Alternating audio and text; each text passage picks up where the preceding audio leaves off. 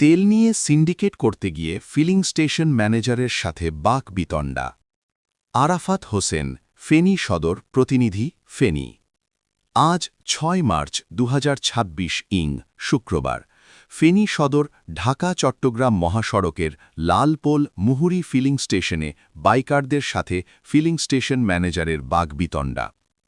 উক্ত ঘটনায় বাইকারদের অভিযোগ, তারা তেল নেওয়ার জন্য আসলে সিন্ডিকেট করে তাদেরকে তেল দেওয়া হচ্ছে না। একজন বাইকারের সাথে কথা বলে জানা যায়, তাদের সামনে বিদ্যুতের একটি গাড়িকে ওরা তেল দিয়েছে।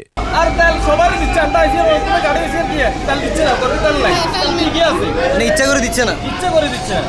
কিন্তু তারা আসার পর তাদেরকে কিছু না বলে সিন্ডিকেট করে ফিলিং স্টেশনের সব কর্মচারী ভিতরে গিয়ে বসে থাকে।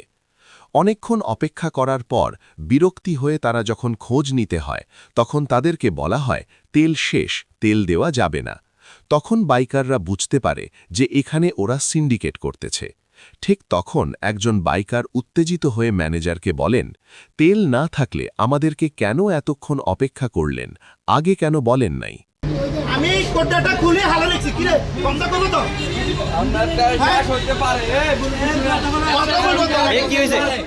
তেল শেষ হয়েছে বলবো তো, এটা না বলি মনে 50টা মোটরসাইকেল দাঁড়া রয়েছে আমার সামনে তেল দিছে, কিন্তু আমি টাঙ্কির মুখ খুলে দাঁড়া রয়েছি, বন্ধও বলে নাই শেষও বলে নাই, এরা এখানে আছি চুক্তি করতেছে, এটা কোনো কত হলো?